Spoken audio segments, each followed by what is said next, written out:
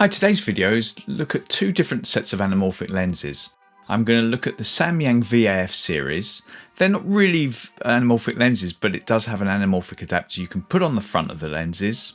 This in turn is controlled slightly by the lenses, so it gives details of the anamorphic adapter, the lens size, and it also gives some stabilization information to the camera, as well as things like aperture and so on. Though it is a manual adapter, so to focus you do have to do this manually. The other lenses I'm going to look at are the Blazar anamorphic lenses. In this case they're the Mantais. They're a 1.33 squeeze lens, so it's a smaller squeeze factor than the VAF, which are a 1.7 squeeze factor with the anamorphic adapter on it.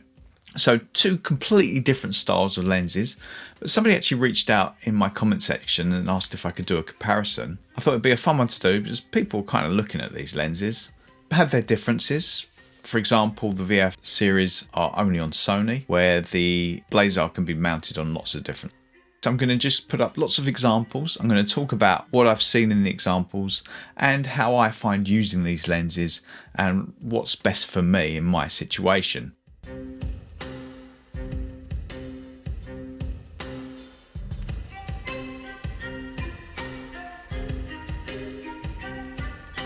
I'm on the 45mm taking lens with the Samyang adapter, and here you can see at its full width on a 16:9 sensor.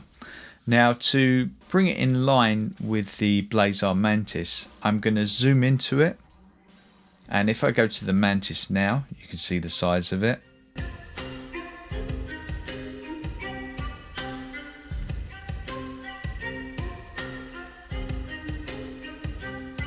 And then if I go back to the Samyang, you can see the size of it now. So they're roughly the same. So this gives you an idea of how much I have to crop in. So here it is before.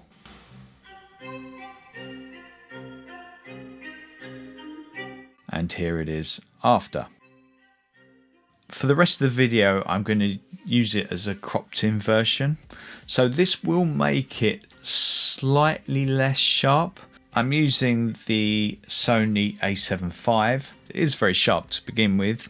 It's 7K brought down to 4K, so it does give it a sharp image, but it's going to be softer than the Blazar Mantais because it is cropped in. Please bear that in mind.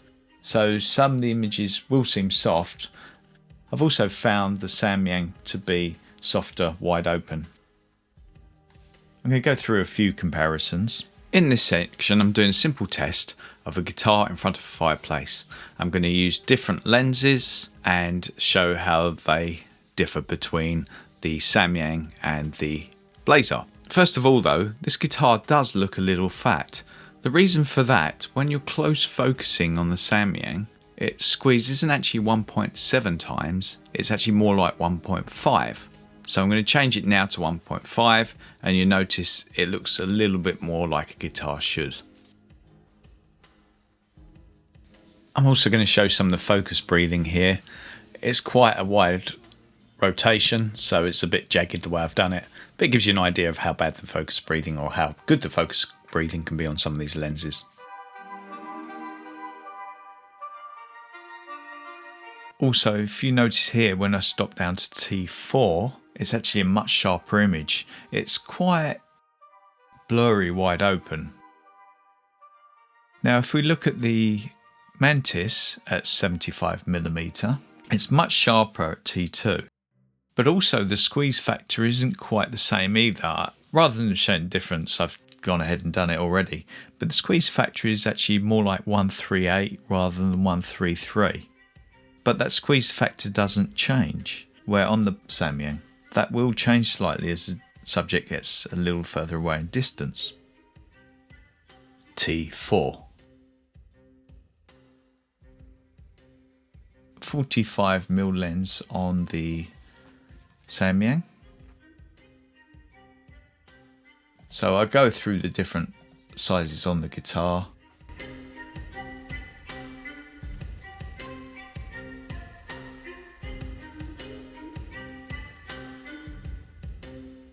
T4.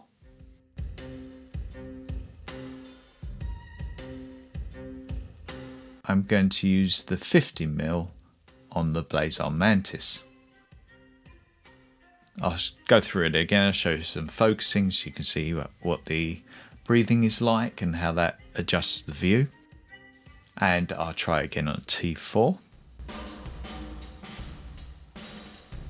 This is on the Samyang 35mm. You might notice there's some vignetting around the edges. This is actually the widest of the lenses it will fit on. You can put the anamorphic adapter on the 24mm, but you will get a lot of vignetting, and you'd have to crop it down to an APS-C mode to get rid of that.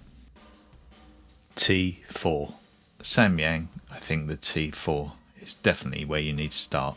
The Blazar Mantis, and again on the 35mm.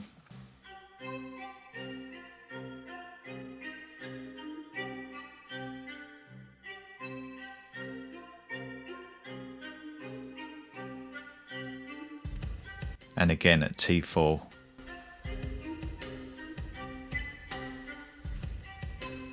I thought it'd be fun to go outside and focus on this tree. Again, something I've noticed looking at this, the Samyang when wide open is very soft. You do have to top it down to T4. I tried to focus on the same area both times.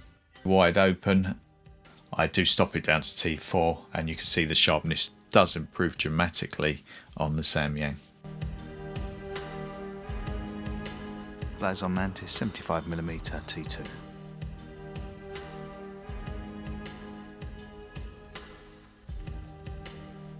For comparison, this is now the Blazar Mantis 75mm at T4.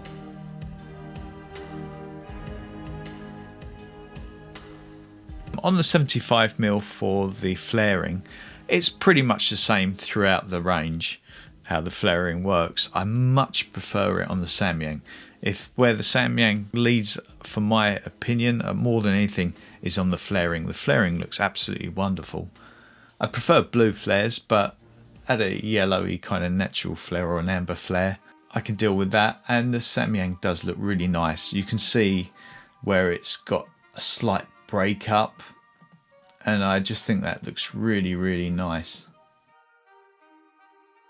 Where compared to the Blazar, which is quite just a flat line. It's okay, and it's not too overbearing as well. So if you're someone who prefers not to have too many flares, the Mantis is better for that. But if you're someone who likes to have a big flare and a really good look to it, I think the Samyang is much, much better. I did a quick test here in a field full of cows. It's quite overcast, so it's quite a boring view, but it's just to show what it looks like. I got the 35mm, so the 35mm with the adapter on it on the Samyang, and the 35mm Blazar Mantis, and I panned from left to right and right to left, whatever way. On the 35mm it is wide. It picks up any distortion, or probably the best way I can say it, it's a bit like a fisheye lens, the way it kind of bends the image slightly as you pan it, and you can see that on the edges. I've done them roughly about the same size, so you get an idea what it would look like. I think they're both very similar in that respect. If anything, I think the Samyang is slightly better, but I have zoomed in and cropped in slightly more on that, so it go to a nice ratio on the 16:9. But overall, I've found general use, the Samyang is slightly better at distortion. It handles that better, so that probably takes off a lot of it at the edges. But overall, I prefer using the Blazar Mantis. The reason why I prefer them is, one, they're really well built, where the Samyang feel a little bit plasticky, and the weight is huge. Outside diameter on the Samyang adapter is about 92mm. It's quite heavy, and once you add the taking lens on it, it is a big size, and it does make it more obvious to people as well. You're using a big lens. Where I find the Mantis, even though they've got the silver parts, which makes them stand out slightly, you can get away with filming outside without people immediately looking over to see what you're doing. They're less conspicuous. They're much lighter, easy to use in a run-and-gun situation.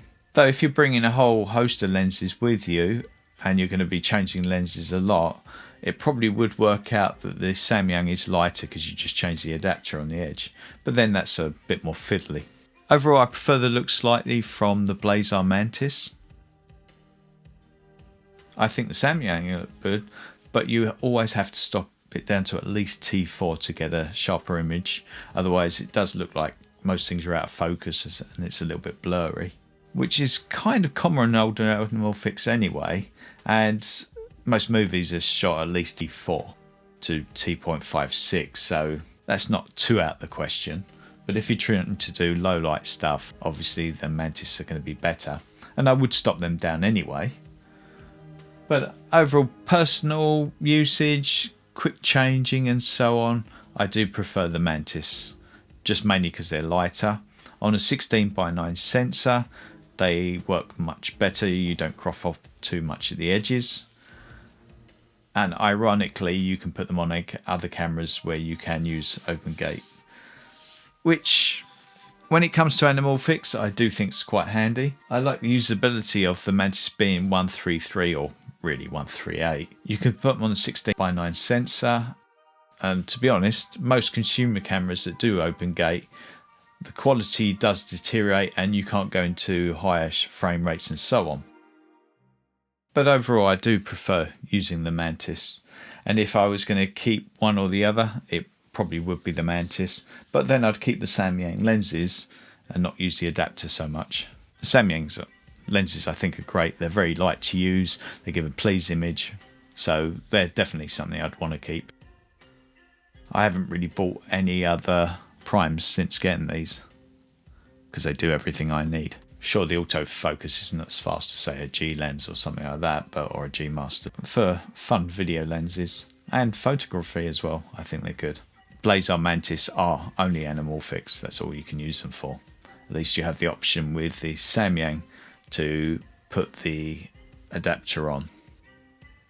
Okay, thanks very much for watching the video. I hope you enjoyed it. If you've got any comments about these lenses or anything I've said in the video, please put it in the comments section below. If you've got any questions about these lenses, please put it in the comments section below as well. Thanks very much for watching the video. I hope to see you again in my next one, where I'll be discussing the camera I'm actually filming on now. Thank you. Bye-bye.